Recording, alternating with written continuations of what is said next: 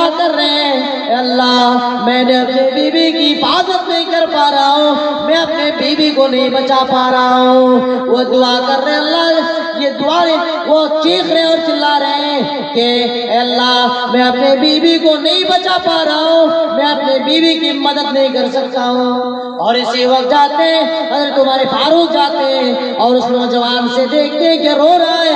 उस नौजवान से पूछते हैं क्या है नौजवान क्यों रो रहा? और नौजवान जवाब देते हैं क्या बताऊं यार, जा यार क्या करेगा तू भी सुन करके।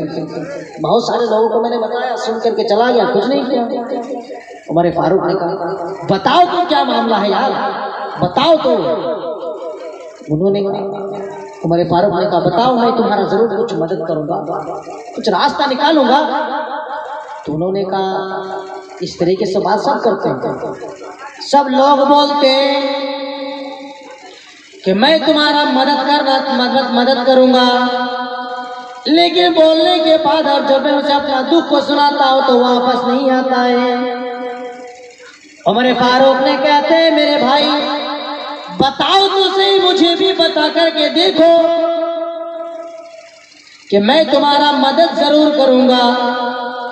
उन्होंने कहने लगा कि चलो जब तुम इतना जिद कर रहे हैं तो मैं बता ही देता हूं।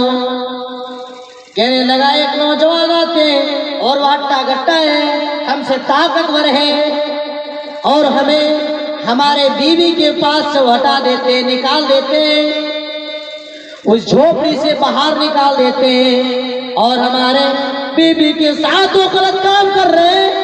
वो रात की तारीखियों में आते और गलत काम कर रहा है, गलत काम करने को चले जाते हैं। अरे तुम्हारे फारूक ने पूछा क्या वो नौजवान अभी है या चले गए? कहने लगा अभी जस्ट निकल गया है, वो अपना काम करके चले गए, वो अपनी ड्यूटी पूरा करके चले गए। हजरत उमर फारूक ने कहते हैं अब वो कब आएगा मुझे बताओ मेरे भाई, अब वो कब आएंगे? उन्होंने कहा एक दिन बीच में छोड़ करके एक दिन आ जाते हैं, यानी वो आज आए हैं परसों आएंगे। जब ये दास्तान हजरत उमर फारूक ने सुना, जब ये दास्तान की आवाजें हजरत उमर फारूक के कान में पहुंच जाते हैं तो उन्होंने कहा है मेरे भाई तुम ये काम करना कि तुम अपने बीवी से ये बात कह देना कि वो खाना पका करके रखे, वो खाना पका करके रखे और वो जब मिलने आए वो नौजवान जब आए तो अपने बीवी से ये बात को भी सिखा देना कि वो अब शर्म ना करे, वो ये बात उसे खुल करके कहे कि ऐ नौजवान जब तुम डेली इस तरीके से आती हो तो आओ मैं अब किस चीज की दूरी रहे, आओ दोनों मैं तुम्हें भी सपोर्ट करूंगा ताकि तुम्हें ज्यादा फायदा मिले, ताकि तुम्हें ज्यादा फायदा हासिल हो। आओ खुल करके मैं तुम्हें भी सपोर्ट करूंगी ताकि दोनों को ताकि इत्मीनान मिले। और ये बात तुम्हारे फारूक सिखाते हैं उस नौजवान को, और ये बात उस नौजवान ने जाकर के अपनी बीवी से बताया कि एक नौजवान ने इस तरीके से हमें बताया और तुम इस तरीके से कर लेना। और उसे एक चीज और पूछा गया क्या नौजवान बताओ कि वो चिराग को बुझा देते हैं, चिराग को जला करके रखते हैं? तो नौजवानों ने जवाब देते हैं कि चिराग को नहीं बुझाते हैं, जला करके रख रहे हैं। तो तुम्हें बीबी से एक बात और कह देना कि वो अपने चिराग को भी बुझा लिया करे। और इतना ही कहना था हमारे फारूक ने चल जाते हैं और वो नौजवान अपने बीबी को सारे के सारे बातें बता देते हैं। और बताने के बाद जब वो टाइम हो जाते हैं, एक दिन के बाद जब एक दिन आ जाते हैं और तुम्हारे फारूक पहुंच जाते हैं उनके घर में उन नौजवान के आने से पहले, और वो पहुंचने के बाद उस नौजवान से कहता है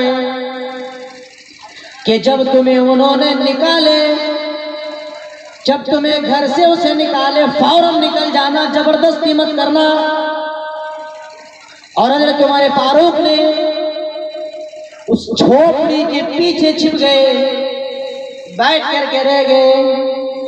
और जब नौजवान आया वो नौजवान आते अपने झोपड़ी से उन नौजवानों को बाहर करके फेंका और फेंकने के बाद वो अपना काम करने के लिए झोपड़ी के अंदर घुस जाते हैं और झोपड़ी के अंदर घुसने के बाद वो औरत को जिस बात सिखाए गए उसी बात को बयान कर रहे हैं और तुम्हारे फारूक उस बात को भी सुन रहे हैं। बयान कर रहा है कि अब हम दोनों के बीच में क्या रह गया है, तुम तो डेली आना जाना करने लगे हो, अब तो तुम डेली ही आते हो, तो हम दोनों के बीच में अब क्या रह गया है, आओ तुम्हें मैं भी खुल करके सपोर्ट करूंगी। और इस बात इतना ही उसका कहना। और उसके बाद और एक बात जो सिखाई गई है कि चिराग भी बुझा लेना, ताकि इस बात से पता चले कि जब तुम मुझसे मिलने आ रहे हो तो मेरे